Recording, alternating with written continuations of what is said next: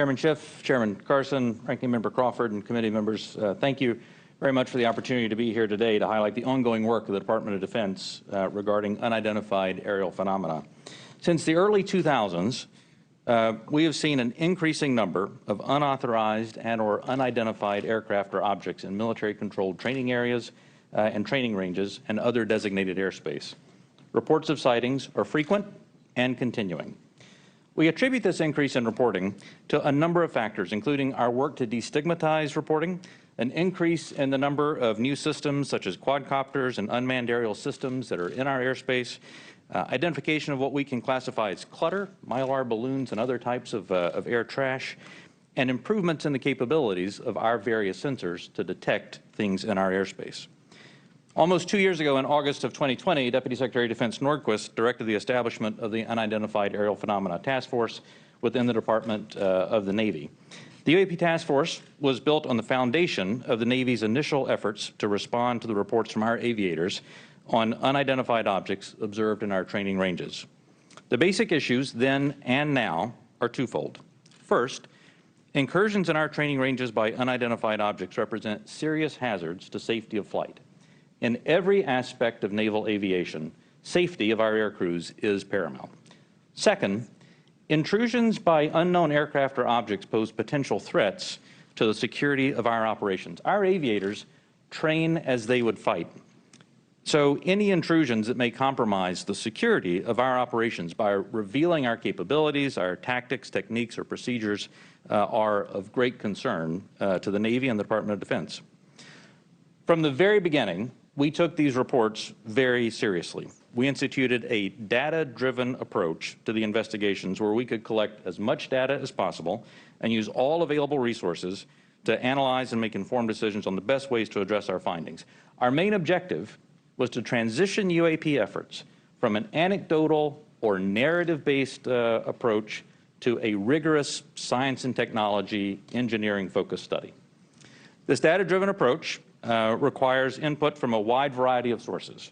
In the early stages, the task force worked to standardize the reporting mechanisms and processes to make it as easy as possible for personnel to report any engagement so that we were getting that wide range of reporting that we needed. We also spent considerable efforts engaging directly with our naval aviators and building relationships to help destigmatize the act of reporting sightings or encounters. And we worked with naval aviation leadership to provide additional equipment to record any encounter. Navy and Air Force crews now have step-by-step procedures for reporting on a UAP on their knee board in the cockpit and in their post-flight debrief procedures. The direct result of those efforts has been increased reporting with increased opportunities to focus a number of sensors on any objects. The message is now clear. If you see something, you need to report it.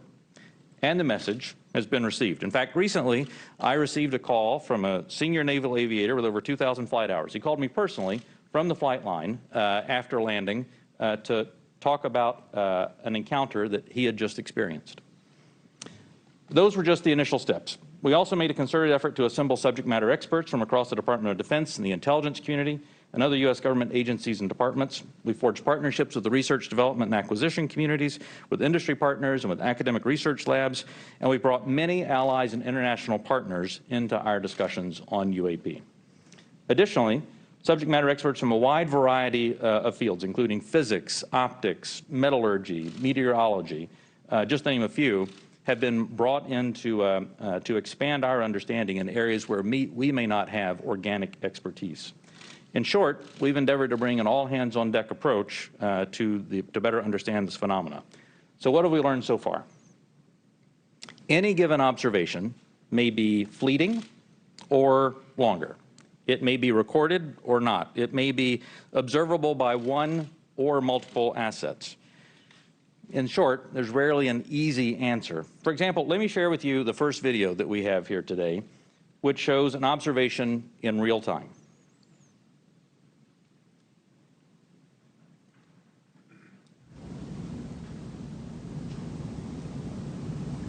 There it was.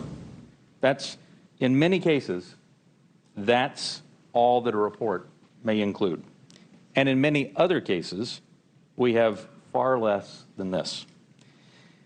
As we detailed in both the unclassified and classified versions of the preliminary assessment released by the Office of the Director of National Intelligence last June, this often limited amount of high-quality data and reporting hampers our ability to draw firm conclusions about the nature or intent of UAP. As detailed in the ODNI report, if and when individual UAP incidents are resolved, they likely fall into one of 5 potential explanatory categories: airborne clutter, natural atmospheric phenomena, U.S. government or U.S. industry developmental programs, foreign adversary systems, or a other bin that allows for a holding bin of difficult cases and for the possibility of surprise and potential scientific discovery. We stand by those initial results. Since the release of that preliminary report, the UAP Task Force database has now grown to contain approximately 400 reports. The stigma has been reduced. We've also made progress in resolving the character of a limited number of UAP encounters. For example, let me show you a couple of another video and image taken years apart in different areas. In this video, U.S. Navy personnel recorded what appears to be triangles, some flashing, recorded several years ago off the coast of the United States. This was recorded while the U.S. Navy ship observed a number of small unmanned aerial systems in the area. And importantly, the video was taken through night vision goggles with a single lens reflex camera. These remained unresolved for several years.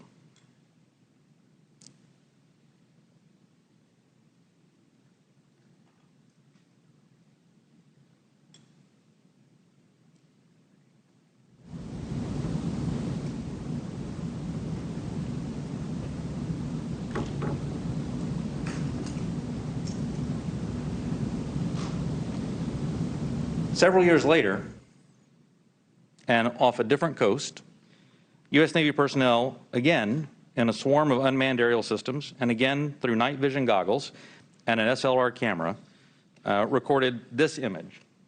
But this time, other U.S. Navy assets also observed unmanned aerial systems nearby.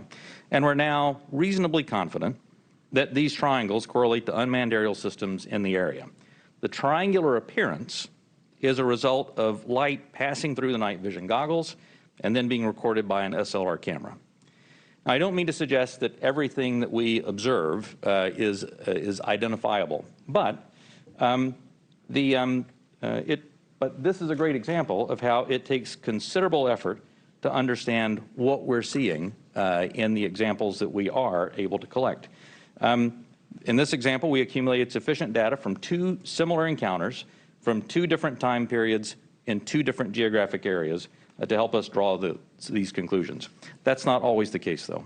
We recognize that that can be unsatisfying or insufficient in the eyes of many. This is a popular topic in our nation, with various theories as to what these objects may be and where they originate. By nature, we are all curious and we seek to understand the unknown. And as a lifelong intelligence professional, I'm impatient. I want immediate explanations for this as much as anyone else. However, understanding can take significant time and effort. It's why we've endeavored to concentrate on this data-driven process to derive fact-based results. And given the nature of our business, national defense, we've had to sometimes be less forthcoming with information in open forums than many would hope. If UAP do indeed represent a potential threat to our security, then the capabilities, systems, processes, and sources we use to observe, record, study, or analyze these phenomena need to be classified at appropriate levels. We do not want potential adversaries to know exactly what we're able to see or understand, or how we come to the conclusions we make. Therefore, public disclosures must be carefully considered on a case-by-case basis. So what's next? We're concentrating on a seamless transition to the new organization, and future analysis of complicated issues of UAP issues will greatly benefit from the infrastructure, the process, and the procedures that we've developed to date. I'm confident that the task force, under Navy leadership, has forged a path forward that will allow us to anchor assessments in science and engineering via anecdotal evidence. We remain committed to that goal, as I know the USDI organization does as well. So thank you very much for your interest and continuing support for the UAP Task Force. The team's made a lot of progress, but we really are just establishing the foundation for the more detailed analysis that's yet to be done. And with your continued support, we can sustain that momentum necessary to produce data-centric analysis and understanding of the phenomena.